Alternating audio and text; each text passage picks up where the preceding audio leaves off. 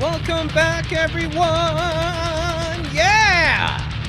Loren, welcome back! Tom, thank you, brother.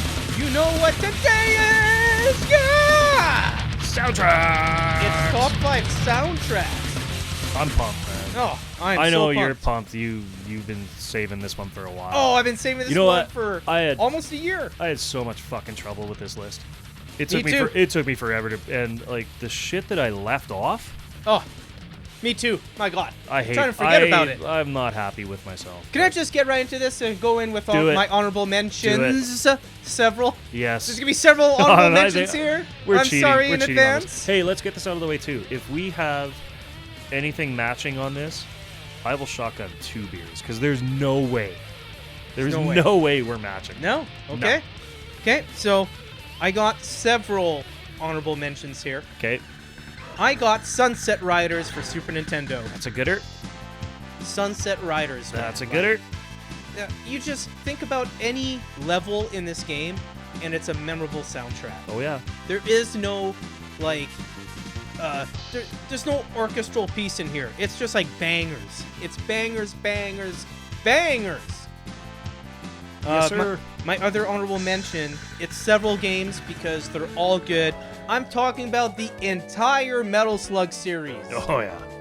The entire soundtrack to each one of these games are fucking amazing. They're like, let's be honest, too, they're some of the best run and guns ever. Man, like I got quarters in my pocket, I see that somewhere, I'm playing chew up Contra and shit them out, man. They're so good. And Contra's nothing to scoff at. No. You know? But yeah, so entire Metal Slug series, and then also this is probably gonna rub you the wrong way, but also part of my honorable mention. I am talking about the one for Nintendo, the one for Super Nintendo, the couple released for GameCube. I'm talking about the entire Metroid soundtrack. Oh yeah. I'm talking about every single Metroid game Prime. ever released. Damn. Yeah. Every single Metroid game. I can't pick any specific Metroid. It took me too long to decide what, because for Metroid, I like some games more than others, and I like some soundtracks to games that I did more poorly on than others. So I just couldn't pick any specific one.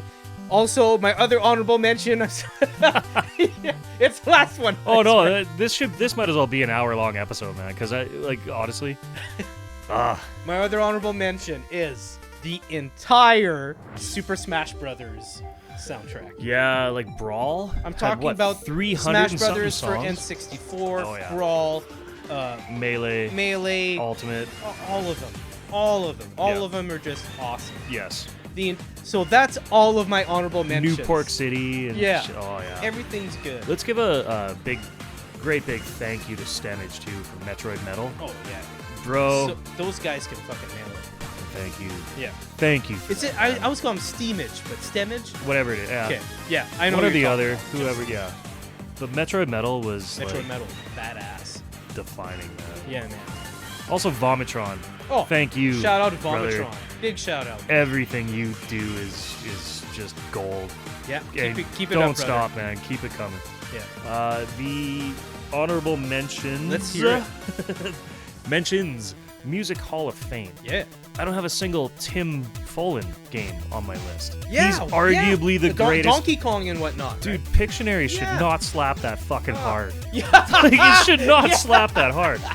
But I remember renting it and I was just like, holy fuck, this jams, Pictionary. man. What the hell? This fucking jams. What's going on? It slaps. Fucking actual honorable mention that I wrote down is Mega Man X.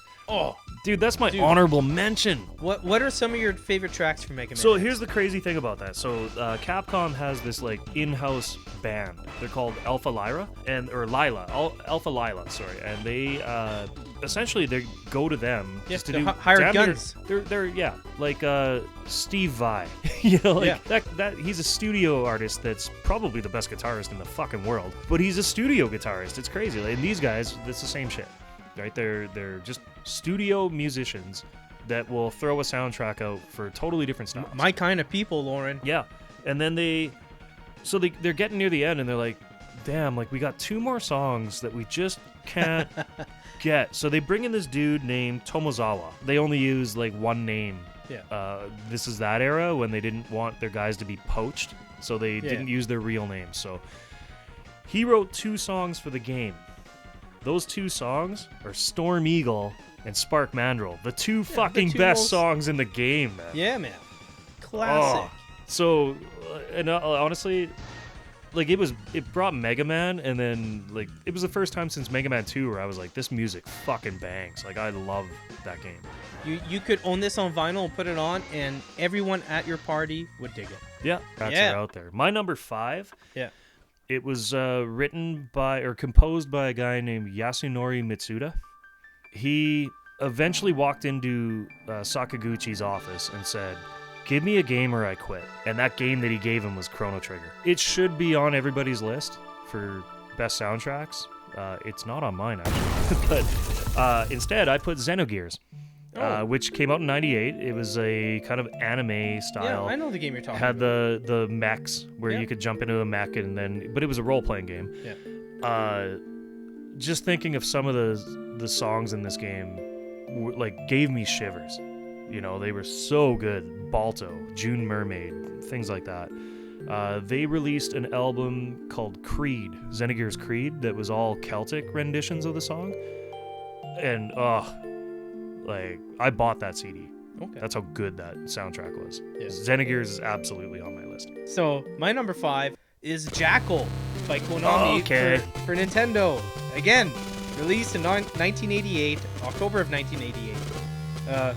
Some of the composers, Atsushi Fujio, which worked on Life Force, Metal Gear, Adventure of Bayou Billy, Grizzus, Ice Hockey, Blades of Steel, Bucky O'Hare, Contra 3, Axlay, Lethal Enforcer, fucking jam, man. Castlevania Bloodlines, you know, like, he worked on everything. Life Force was fucking good. Yeah. And then Shinja Sakamoto, which did Russian Attack, Life Force, also Ice Hockey, Jackal, and Snatcher. Like, they had 2 really top-notch composers in this. And that's what made Konami's Jackal awesome. The whole time you're, like, blowing off, I'm hearing it in my head right now, actually.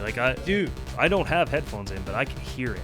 The tracks are just memorable. That's how good, like, it's memorable. Yeah, man. It's like, there's so many classic Konami games that could The boss theme is fucking high pace, man. It's so good. You know what? And the thing is, you could literally pick any Konami game or Capcom game as one of your top 5s. My number 4, Loren, is TMNT1. Oh, yeah. Come on, released in '89. Composer Yun Funahashi, and the sound programming's done by Hidoneri Mazawa.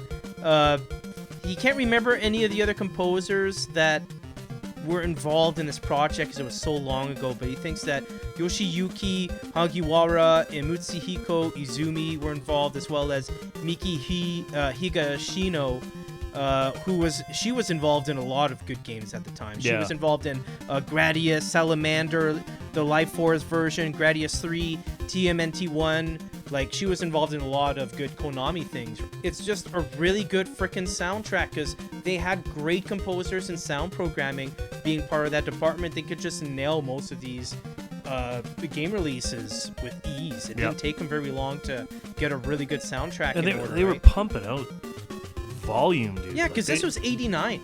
They were absolutely leaning on like 4 or 5 people. Oh, 100%. Right? And they were doing Konami and those Ultra. other people would go out to do very big projects. It was 10 games a year they had to get some kind of soundtrack going for, right? Yeah. And it's so, like, underappreciated on the NES era. Yeah. But not by me. So that's why it's my number 4. Yeah, that's a fair And one. again, it could have been any Konami game. What's your number 4? Again, shout out to Vomitron because he did a medley of Teenage Mutant Ninja Turtles. Vomitron, including the water, like the water level, which is that's the first thing everybody. The worst level ever. It's the worst level, but it's the coolest tune. It's in the entire game. It totally is. My number 4. Castlevania Rondo of Blood. Oh my god. I could have totally guessed that. It is Akira Tsuji, Kaizo Nakamura, Tomoko Sano, and Mikio Saito. And Castlevania always had, like, killer soundtracks. So that's the best part about this. So there are like 3 or 4 of the songs are like staples. Okay, like Vampire Killer, Bloody Tears. Yeah, you know, those iconic classic Castlevania songs. However, the PC Engine, even more than the PlayStation, the PC Engine was capable of Red Book audio, which is perfect CD quality audio. It is, if you stuck in a CD of like Dire Straits and hit play, it would sound like Dire Straits. In fact, you can take this game and put it in your CD player and skip track 1, which is the game, and listen to the soundtrack. Yeah. So it's Red Book audio. It's perfect audio. You're probably going to overlay some music during this, and you guys are going to hear this soundtrack, and fuck me is it good. It's the best Castlevania soundtrack, period. If this takes a bit of time to come out, it's because I am being flagged by a bunch of copyright laws. My number 3, I'm pretty sure Tom's getting real fucking sick and tired of me talking about this game. Developed by Treasure. Oh, for fuck's sakes. 1998, Radiant Silvergun. Again? When is this game just gonna leave? Everything about this game is amazing. Clearly! In the top 5 bosses list. In the top 5 soundtracks list. In the top 5 games I need to get revenge on. In the by far, number 1 shooter of all time. It's the greatest shoot 'em up I've ever played. I will have to lace in the music like I did in the last episode. Yeah, so the music perfectly matches, and when you're listening to it, you definitely hear a bit of Final Fantasy Tactics in the soundtrack. Okay. Interesting. The whole experience is everything, and that's part of it too. To me, like the soundtracks that I chose mesh in with the experience, of course, so well. 100%. Toe Jam and Earl. Yeah, Toe Jam and Earl. That's a good honorable mention. Anyway, so you're number 3. Contra 3. Oh, Alien Wars. Yeah, Alien Wars for SNES. Like just from when you crash into the game out of your ship, it's like a booming soundtrack. Every single time you beat a level, it's a cool I'm just sitting here sound nodding. effect at the end of each level. Just nodding. The opening is fucking crazy. Opening level. Yeah. But my favorite thing about Contra 3 is when you get to the end of the level and the music fades out and there's like that chunk of silence and then the like creepy intro of the boss theme. I love it. What's your number 2, sir? Oh God, he's taking a moment. You know what's gonna be. Is it Super Fire Pro Wrestling? You know what's gonna be. Several composers joined and banded together just for this project. Taro Bando, you know, the guy who's part of all the Mario games. Hajime Wakai, part of Star Fox 64, the Pokemon Stadiums, Pikmin, Wind Waker. Talking about F-Zero X, damn it. Yeah. Talking about one of the greatest soundtracks to any damn video game ever made.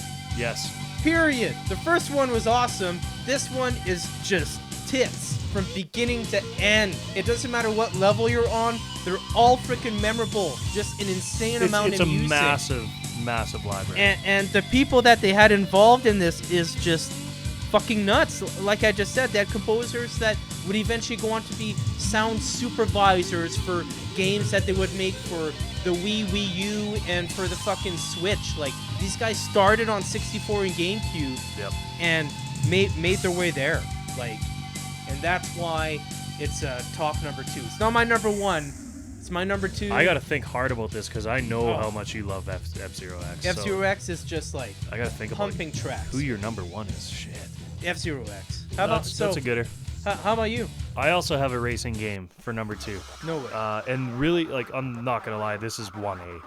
I'm not much of an electronic music fan. Like, really. Yeah, me I like neither. a little bit of everything. Okay. But for whatever reason, this one fucking hits me hard. It's a PlayStation game, 1996. It is called Wipeout 2097. Oh, I do know this game. So That's the racing game. Yes. The futuristic racing game. It's very F-Zero ripoff. Yeah. It's the futuristic racing game. It's a futuristic racing game. Yeah, man. I love it. And this is the second one. So the first one was like a Formula 2000 or whatever, and this one's the Formula 5000, which is more dangerous and faster and everything. Of course. This soundtrack is a massive who's who of the UK nightclub scene at the time. Oh, awesome. Okay? So you've got Future Sound of London. You've got Photech, who is fucking crazy. Like, he was so ahead of his time, drum and bass style, that, and I'm not a fucking raver, any of that shit. Two of us. But every now and then, this soundtrack just fucking got you into it, man. That's what makes it special. What's the Photek song? I think it's called The Third Sequence. And then the other one is like Titan. Just listen to those and you'll be like, imagine racing a game to that song and you're like, holy, like, let's fucking go. You're just fucking raging, man. It was so good. Like, that's honestly, it's my 1A. It's not even 2. Okay. It is not a Final Fantasy. Okay. The game is called Nier Replicant. N-I-E-R. Keep bringing up games I've never heard of before. Nier Replicant. And this is specifically a remake. And just like Square Enix always puts the stupidest fucking names ever for anything. Yeah, this being one of them. This is Nier Replicant version 1.22474487139. Wow. I shit you not, that's the fucking name of the game. Why? So people just call it version 1.22 for short. It is a remake of the original game. So there was Nier Replicant or Nier Gestalt, depending on which region that you were. That was your main character that you played as. We got Nier Replicant. So it is it's a continuation of the Drakengard series. It's a slasher. It's kind of like an RPG Devil May Cry. Okay. Okay, so and that's like really generalizing it. Yeah. Now as for the music, it's like a haunting Celtic style. So you're the landscape, like when you first start off the game, you're in this like best way I can describe it, it's like a Scottish style, like Highlands. Oh, Highlander, Lord of the Rings style. Cool. Kinda. Like grassy, rocky kind of landscape. And but the music is like decidedly Celtic, right? Like you have those Celtic drums. Yeah. And but there's always, every town has like a musician, a singer.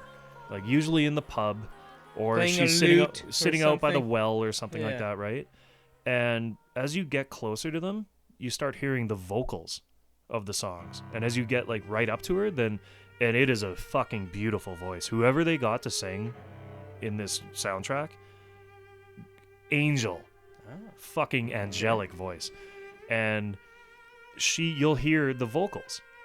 Cool. Square Enix is on Spotify. Yeah. And they release their own soundtracks. Yeah. And their their top 10 or whatever dominated by Nier. Yeah.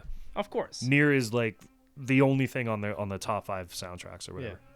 So near and dear to your heart. Nier Replicant. Absolutely fucking phenomenal game. Yeah. Okay, buddy.